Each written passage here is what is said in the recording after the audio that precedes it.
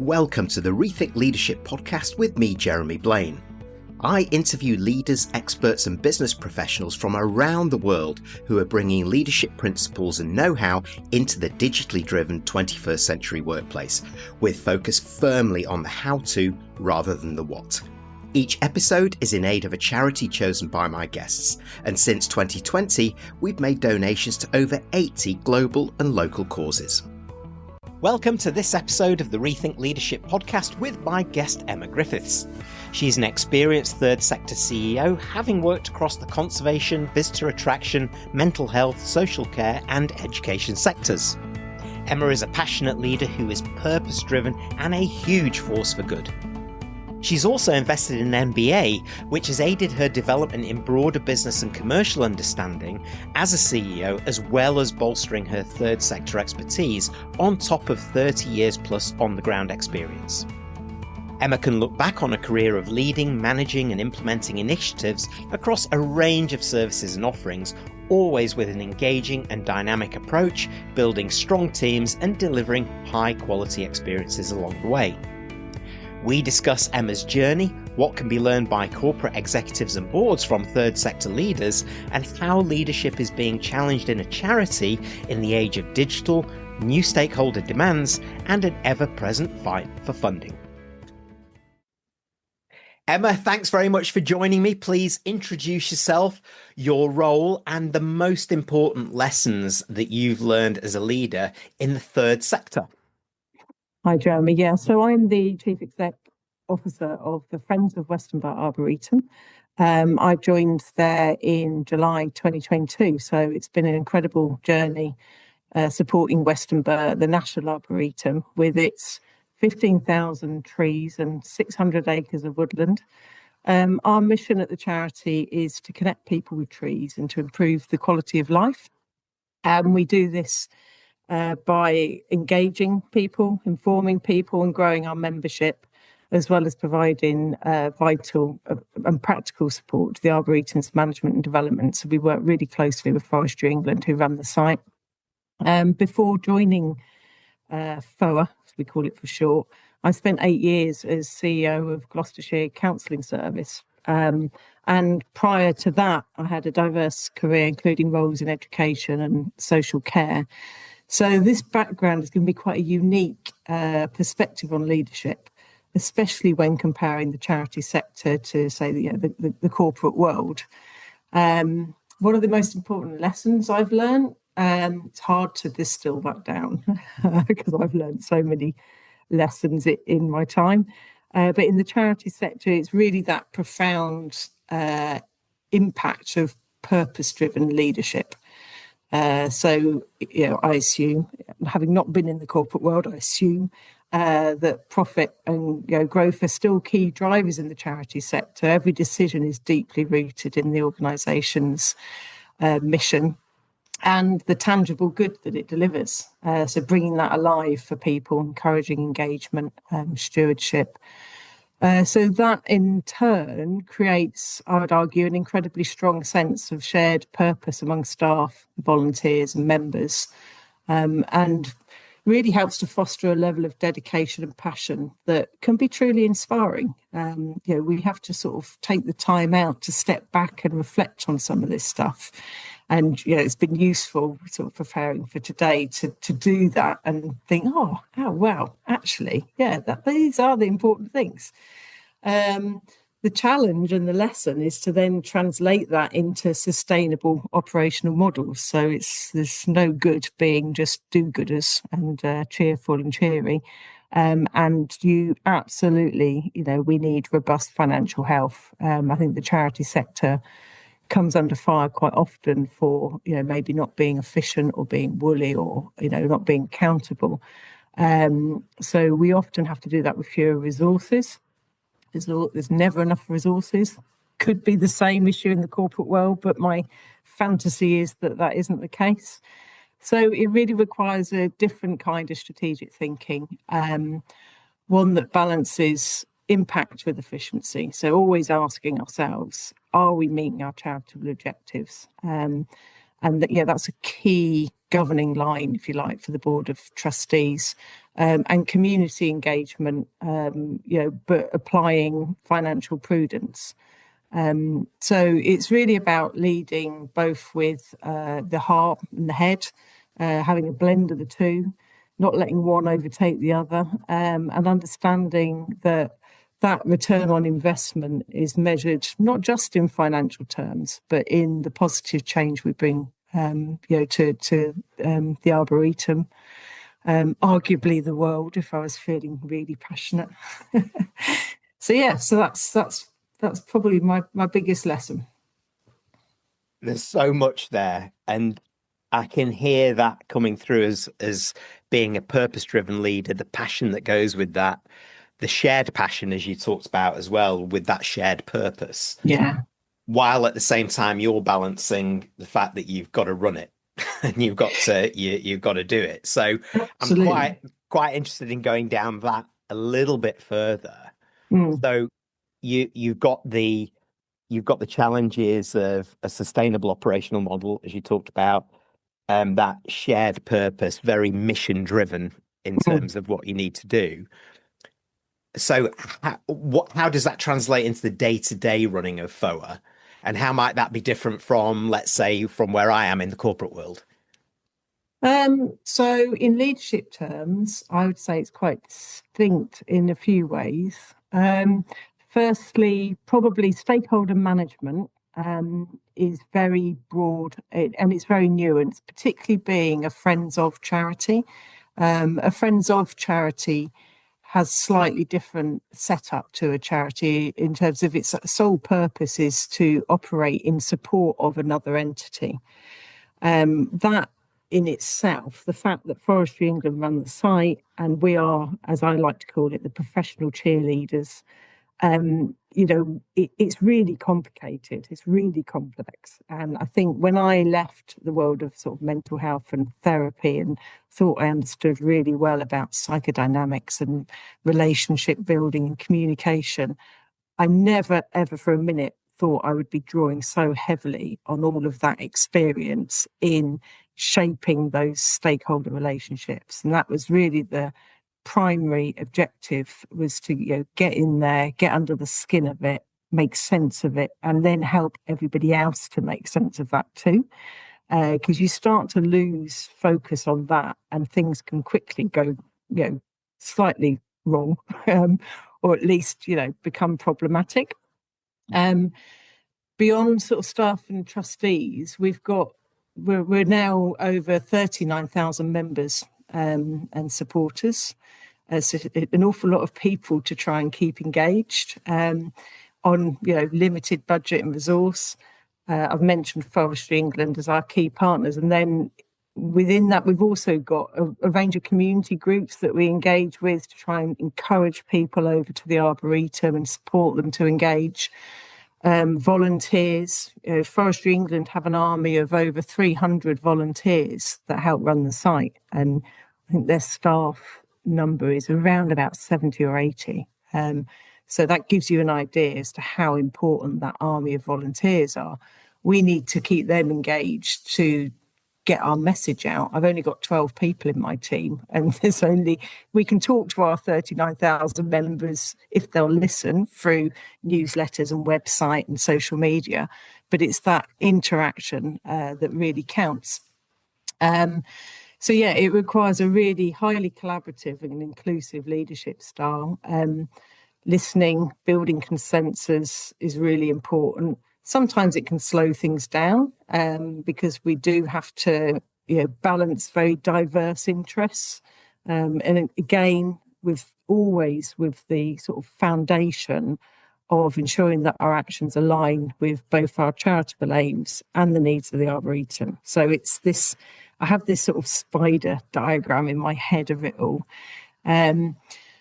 Another difference is the reliance on fundraising and membership. So our two key income streams are primarily membership, but increasingly fundraising. And that's the benefit of having a Friends of charity, is with our charitable status, we can do the fundraising. So we don't necessarily have, like a corporate entity, revenue streams from sales, other than we do run the gift shop, but we've got a limited audience there, but we're doing very well with our shop. You must come and visit when you're next on site. Our financial stability then is really dependent on the generosity of members and donors. If there was an appetite change in people visiting the Arboretum, they all dropped off, and there's a change in the funding landscape, we're pretty limited in financially what we can offer. So a significant portion of my leadership and time is really focused on fostering strong relationships, communicating our impact, and demonstrating our value. It can, that can be sometimes a little bit worrying. I feel like I'm always jumping up and down and saying, "Yeah, we're great, we're really valuable, we're worth it." Honestly, but that's where we have to put the energy. So that constant cycle of engagement and stewardship.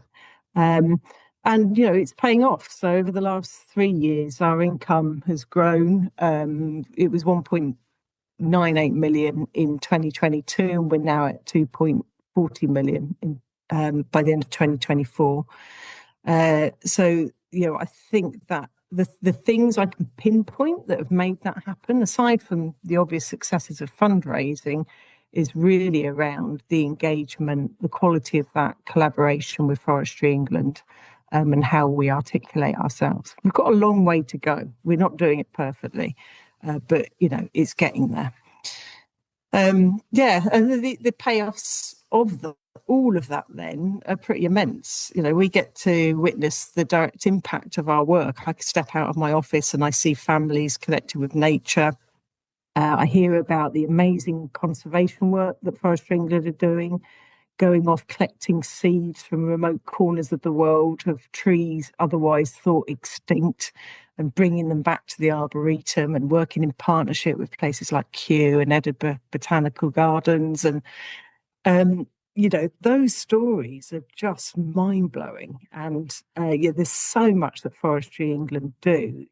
They could never really bring it all alive. So we try and support that as well.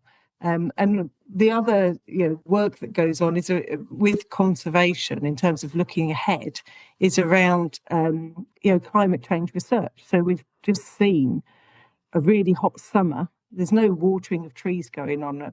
People walking around with watering cans. Those trees have got to survive. And there's a lot of research going on into looking at which trees can weather these changes in extremes in climate, and informing forestry research on some of that, and more broadly than that as well. We're funding at the minute a PhD student who's doing research into tree health and things like that. So there's ways that we can. Unfortunately, I don't get to go on the seed collecting trips, but there's ways that we can support. So there's a genuine sense there of collective ownership and pride in what we do, and the work then feels deeply meaningful.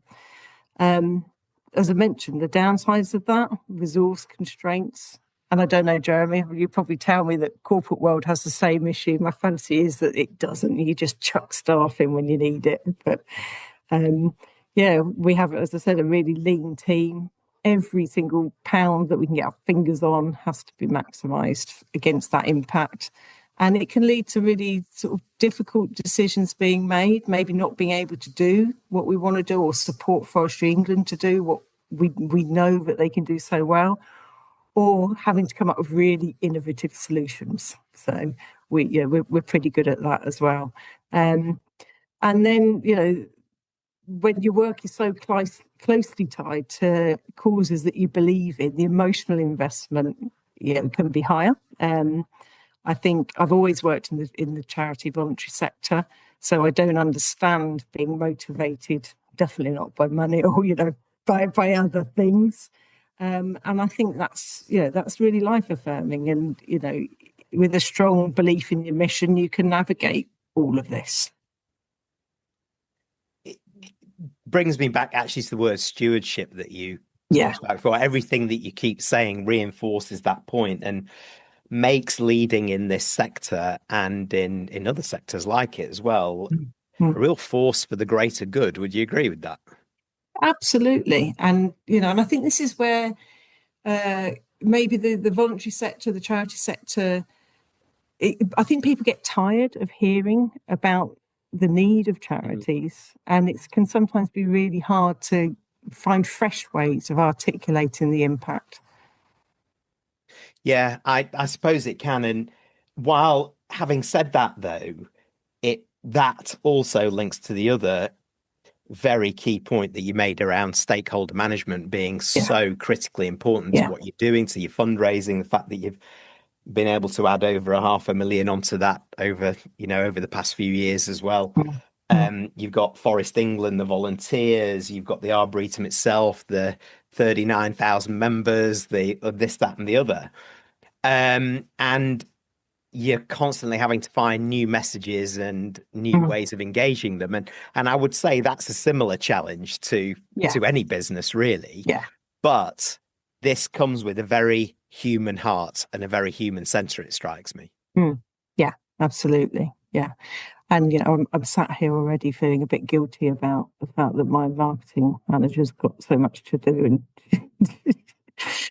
not much resource. But anyway. Well, you heard it here first, folks. It looks like the marketing manager is going to have a call after this. So how can I help from this very caring leader? Is that right, Emma? Yeah, I might suggest you go for a walk around the Arboretum and that's it. Yeah, reflect on life and appreciate what she's. The other thing I'm interested in is because you've got such a diverse portfolio, or not portfolio, but diverse group of stakeholders within there, and still in most parts of the world, we're still championing the notion of a diverse workforce and the diversity of thinking, which is really important in that. But of course, what we do know, and certainly from me being in a little bit in tech and a little bit in kind of the corporate world, is that gender diversity is still one of those biggest levers to pull to make a difference. What's it like in your environment and your ecosphere in gender diversity and inclusion terms? And is there anything that the corporate world can learn from? Yeah, well, that is an interesting one, because my experience with gender diversity and inclusion in the charity sector, particularly at FO and at Gloucestershire Counselling Service, has been largely positive. But I think that's possibly because the sector tends to have a higher representation of women in leadership roles compared to many corporate roles. So I maybe haven't experienced as much of a challenge in my my drive to rise up the ranks, if you like. I think the sector tends to naturally foster more inclusive discussions and decision-making processes, probably more so in some of my previous, in mental health and working, more around sort of community-based charities, because there is a big expectation around service user engagement as stakeholders. At FO, we've got a diverse team in terms of personalities. We've got a strong emphasis on sort of creating an equitable and supportive environment. And I suppose that's something I am enjoying, is because it's quite a small team, I've got more time to sort of get under the bonnet of that and sort of shape and nurture it. Whereas previously I had quite big teams and things can get a bit lost. So that's interesting. We lack men. Forestry England bring the balance, but we're very non-diverse in that respect. So I'm probably almost having a very different experience to a lot of women out there. And I think, what's helped me with that, my early career was spent in a therapeutic community for very, very disturbed boys. They they'd all been horribly abused in the first few years of life, very intense work. And, we had high levels of clinical supervision and therapy ourselves. And that environment was very male. It was a very nurturing environment. We were recreating maternal preoccupation in the care of these young children. But it was very male environment and very, very challenging from both the boys and also, in amongst the staff as to keeping things safe and progressing people through their own treatment there. So I think I draw heavily on my time there. There's not many 8-year-olds that can eyeball you and completely break down all of your defenses in seconds. And the risk is, if you don't pull this back through communication, you're going to be flawed, And I think I do draw very, very heavily on that in terms of understanding others and finding ways of engaging and communicating. So that, understanding of empathy, really, I think is what I'm trying to talk about. And, those qualities are always associated with inclusive practice. Saying that, we're not without the need for development. The charity sector, like any other, can sometimes fall into traditional patterns, and it's crucial to actively challenge that. I think where we are, we can sometimes feel a bit like we're in a bubble in this, the beauty of the Arboretum, and you can end up wanting to be around people that think like you and talk like you. But yeah, we try and keep a weight to that. And I suppose compared to the corporate world, where formal sort of EDI initiatives are maybe more prevalent and driven by external pressures and compliance, because we're intrinsically motivated by our values and genuine desire to create a better, more equitable world, we can keep it alive in that respect. So that can be a strength. But it does mean that we have to be proactive in our sort of self-assessment and continued improvement. And I gain a lot of insight and have sort of my own thinking triggered by that, by networking with my peers. So I've got a strong peer network of other charity CEOs, and within the voluntary sector there's ED&I forums looking at this and looking at what's happening in the county. And so keeping my finger in outside of the Arboretum really helps with that. Yeah, I suppose that outside in view keeps you outside of the bubble a little bit, I suppose. Yes. Because I tell you, if I work there, having been to the Arboretum, it's like, I just kind of get lost in the trees and the wonderful part of the world that you're in there as well. Yeah. There is another side to leading any organization at the moment, which is on most minds, for whether it's a business, a charity, a foundation, an institution, and that's around digital. So we've talked about people, trees, seeds, all of this kind of wonderful purpose-driven element that we do, and yet we're in a digital world. It's fast-paced. Your members, your visitors are demanding different things as well. So as all sectors embrace that, what are the specific leadership challenges of transforming for a digital world in your sector and at FOA? Well, you're right on the button, Jeremy, because I've literally just pressed order on the purchase of some digital kiosks so that we can sign up members as they come in. And move away from the very clunky, laborious process that we've had, which is terrifying because my IT knowledge is pretty limited. And I'm sure I do have some support, IT company support, and I'm sure they've got their face in their hands thinking, God, what's she up to now? What are we going to have to unpick? Digital transformation, we absolutely need to do it. It presents, really exciting opportunities. But massive leadership challenges in the charity sector. We are embracing digital. It's crucial for expanding our reach, engaging our members, enhancing our operational efficiency. If you think we've got 12 staff, limited budget, limited resource, I want that organisation as automated as possible. so that people can then spend their time doing that important face-to-face, engagement aspect.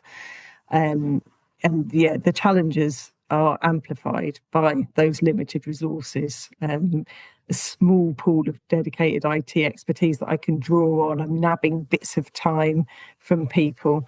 I would love to have, an IT person that can come and help bring to life my ideas and help get this implemented. And then there's the staff training and taking the staff on that change, that change management journey as well.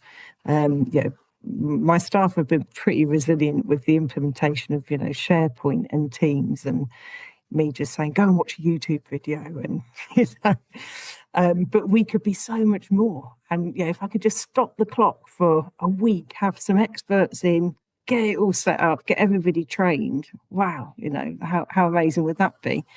And then helping others to foster that digital first mindset is tricky. The old, people adjusting to change. You really see it, I think, with digital in a very tangible way. I've overseen and led a lot of change management in organisations, and I think the digital change, it does give you this tangible thing that people can butt up against. I'm sure you're aware of this ancient book now, Who Moved My Cheese, the change management book. And everywhere I've worked, I buy everybody a copy of that. And I keep saying, go and read your book. Are we talking cheese? Well, what is it? So it's not just about adopting those technologies, it's that whole shifting culture and sort of demonstrating the value of it to staff and volunteers, and how you communicate that, as I mentioned, the training and building confidence and momentum around it. I can feel my anxiety going up as I'm talking about this because it's so current at the minute. And then the other challenge of that is cybersecurity and data privacy. We could be wiped out in a flash. I'm a bit scared to say this out loud in case there's any hackers listening. We take it very seriously. We are very safe with all of that data, as safe as we can be.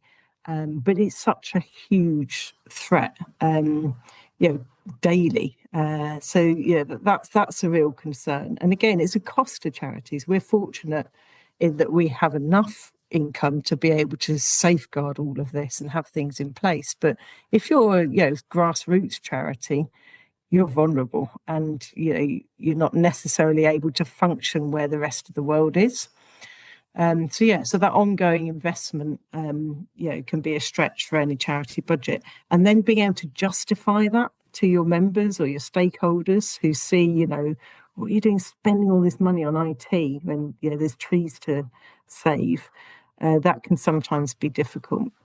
So we're slower due to those resource constraints. I like to think FOA are a little bit faster than the average-ish. Happy to be told otherwise. But that's because I can be really agile and adaptable. It comes back to that innovation and having to be quite entrepreneurial and find fixes where you didn't think fixes could be.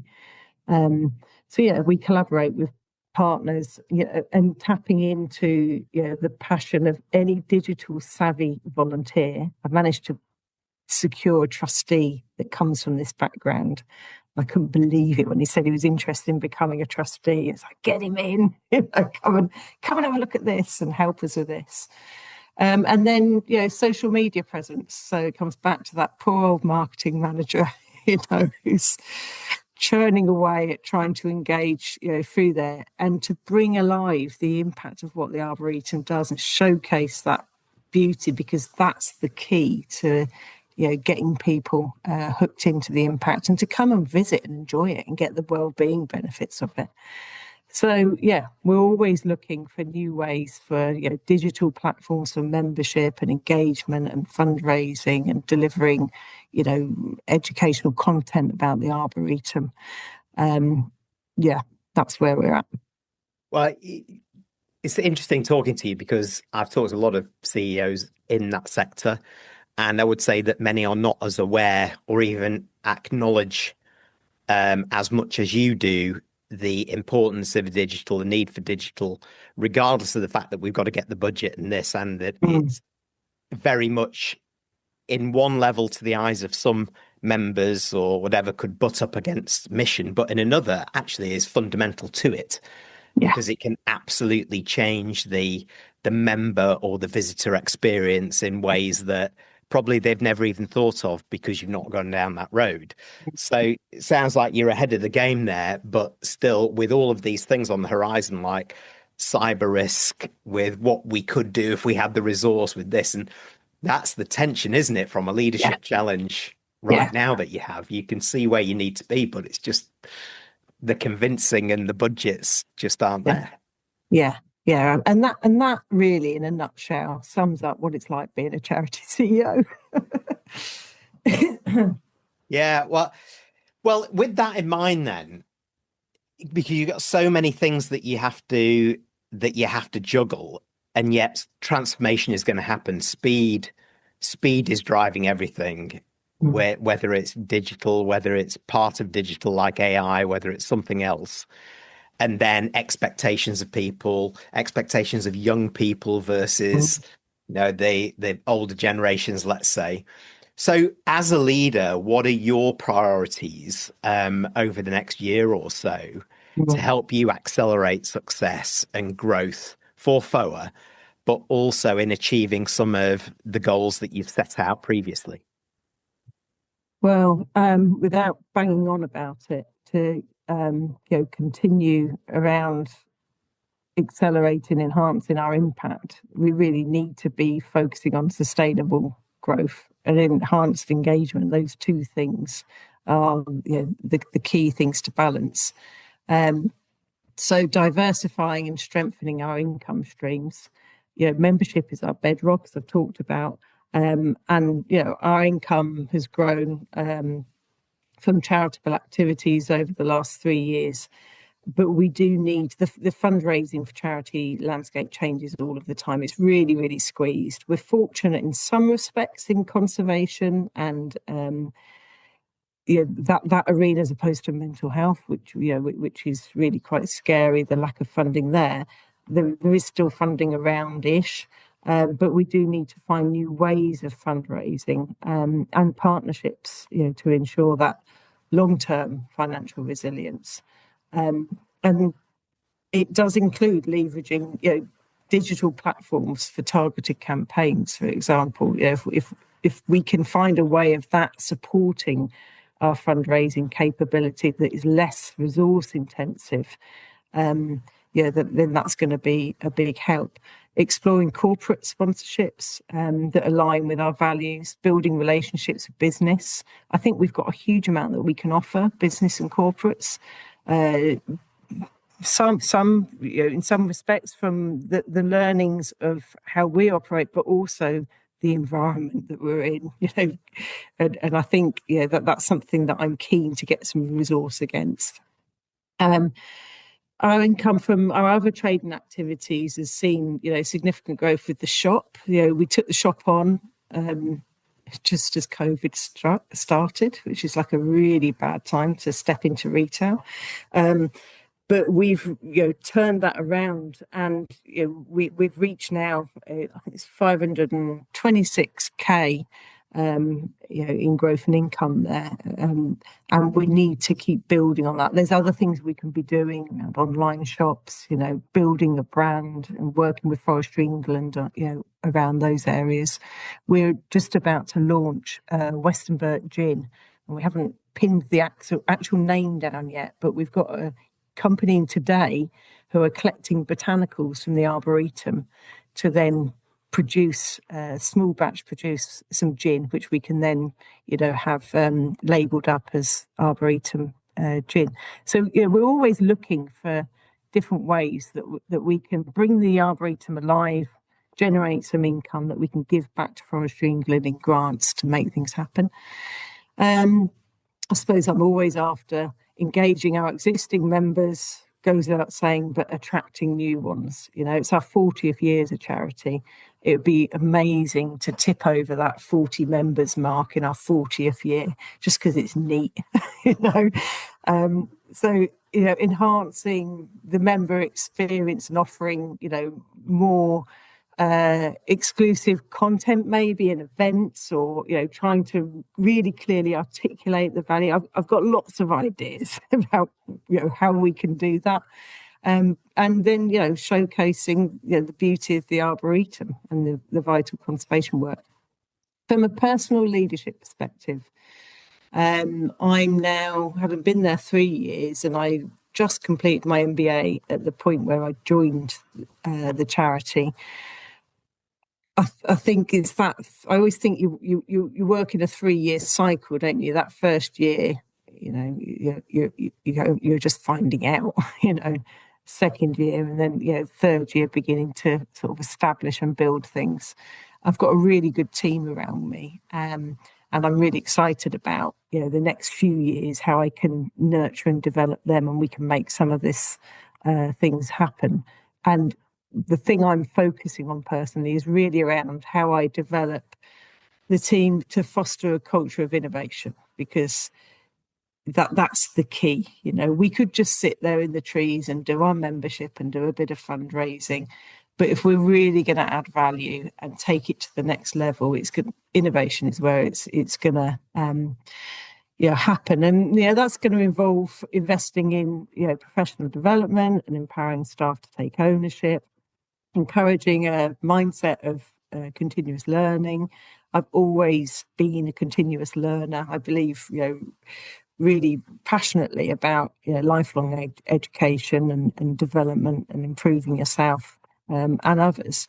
And then continuing to strengthen our partnership with Forestry England, because together we can achieve so much more. We add huge value to them, and we couldn't do it without the value that they add. So those are sort of two big ones. And I think the other thing that's exciting is, as I mentioned, around climate change, conservation. We should all be a bit worried about this.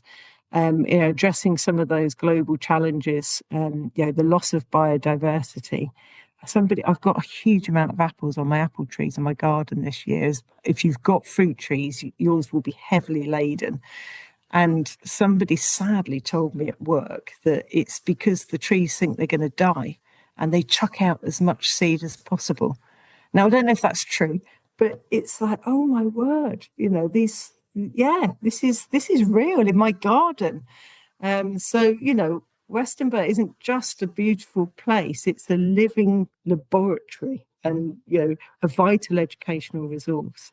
And I want to ensure that the charity really plays a prominent role in promoting that work and bringing it alive and inspiring more people to connect with the trees.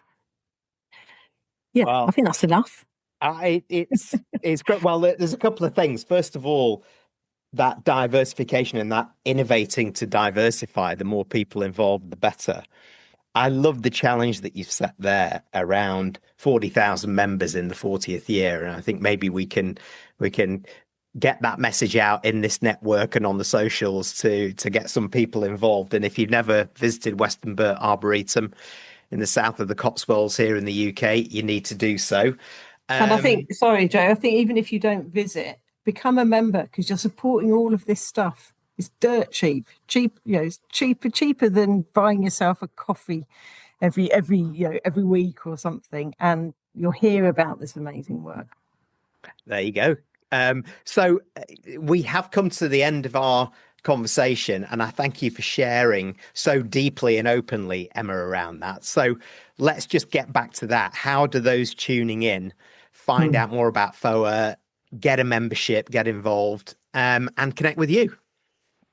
Yeah, well, thanks for having me, Jeremy. It's been really lovely chatting to you, actually, despite the trepidation before. But yeah, to connect, I'm on LinkedIn, Emma Griffiths, MBA.